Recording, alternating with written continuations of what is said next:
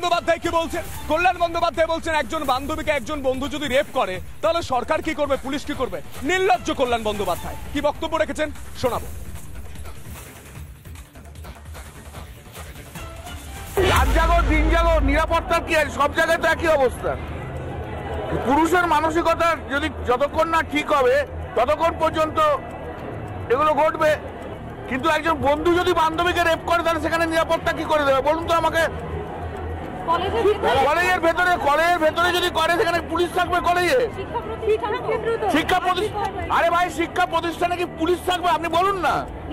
নিরাপত্তা কাকে দেবে? নিরাপত্তা তো তার সহকর্মীরা দেবে। সেখানে সহকর্মীরাই রেপ করছে, তাহলে অন্যায়টা কারা করছে? কে করে? সহপাঠীরা করেছে।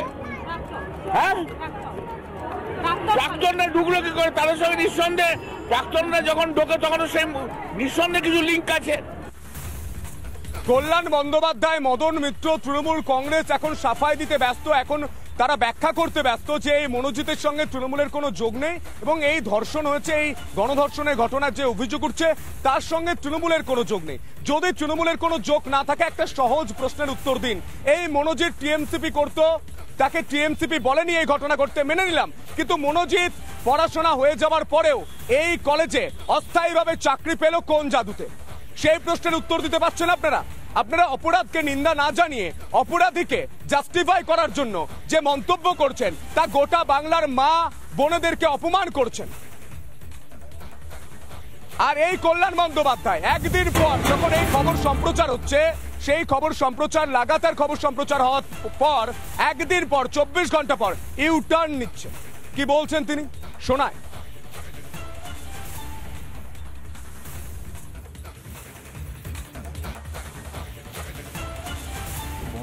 যে একজন তৃণমূলের ছাত্র পরিষদের একটি ছেলে একটি মেয়েকে ধর্ষণ করেছে, এর চেয়ে দুঃখের বোধহয় আর কিছু হতে পারে না। যেইভাবে ধর্ষণ করতে পারে কোন সহকর্মীকে তার ফাঁসি হওয়া উচিত। দল থেকে বাড়িয়ে দিন, দরকার নেই আমার লোকে। এই দু একটা ছেলে আমাদের বদনাম তৈরি করে, এদের ফাঁসি দেওয়া। আইন আছে তাই জন্য ফাঁসি হবে, আইনটা যদি না থাকতো না এদেরকে এই ল্যাম্প পোস্টে বেঁধে গুলি করে মেরে দেওয়া।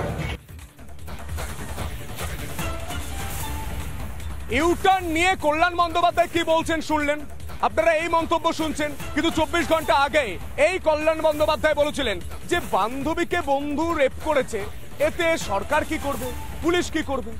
ছি ছি ছি ছি ছি, কি মন্তব্য করেছিলেন আরো একবার শোনায়, শুনুন। রাত জাগো দিন জাগো, নিরাপত্তা কি আছে? সব জায়গায় তো একই অবস্থা। পুরুষের মানসিকতা যদি যতক্ষণ না ঠিক হবে ততক্ষণ পর্যন্ত এগুলো ঘটবে। কিন্তু একজন বন্ধু যদি বান্ধবীকে রেপ করে তাহলে সেখানে নিরাপত্তা কি করে দেবে বলুন তো আমাকে? কলেজের ভেতরে যদি করে সেখানে পুলিশ থাকবে? কলেজে শিক্ষা প্রতিষ্ঠান, আরে ভাই শিক্ষা প্রতিষ্ঠানে কি পুলিশ থাকবে? আপনি বলুন না। নিরাপত্তা কাকে দেবে? নিরাপত্তা তো তার সহকর্মীরা দেবে। সেখানে সহকর্মীরাই রেপ করছে, তাহলে অন্যায়টা কারা করছে? কে করে? সহপাঠীরা করেছে। হ্যাঁ, প্রাক্তনরা ঢুকলো কি করে? তাদের সঙ্গে নিঃসন্দেহে প্রাক্তনরা যখন ঢোকে তখন সেই নিঃসন্দেহে কিছু লিঙ্ক আছে। টিএমসিপি করেছে, এই কলেজে অত্যাচার করেছে, তারপর এই কলেজে অস্থায়ীভাবে চাকরি করছে সেই মনোজিৎকে তৃণাঙ্কুর বাবু তিনি বোধহয় চিনতেই পারছেন না। তিনি প্রেস কনফারেন্স করে দায় ঝাড়ার খেলা খেলছেন। তিনি বলছেন সব থেকে জুনিয়র পোস্টের দায়িত্ব ছিল, তারপর চাকরিটা কি করে পেল? তৃণাঙ্কুর উত্তর দিয়েছে, উত্তর দেয়নি। শোনানোর চেষ্টা করবো তৃণমূল ছাত্র পরিষদের সভাপতি তৃণাঙ্কুর ঠিক কি বলেছিলেন, শুনবো। ছবিতে এরকম অনেক আছে, তবে যে প্রাক্তন তৃণমূল ছাত্র পরিষদ করত তার সেই দিনের ছবি দেখিয়ে আজকে কেন তৃণমূল কংগ্রেস বা তৃণমূল ছাত্র পরিষদকে কালিমা লিপ্ত করার চেষ্টা হচ্ছে? কি কারণ? আমার সঙ্গে ছবি আছে। আরে ভাই, তৃণমূল কংগ্রেস দল আজকে একটা বটবৃক্ষ, আজকে সবাই নিজেকে তৃণমূল কংগ্রেসের মধ্যে আনতে চায়। আজকে এর দায় দলের নয়, ভবিষ্যতে এরকম অনেকে থাকবে, তাদের দায়িত্ব দলের পক্ষে নেওয়া সম্ভবপর নয়।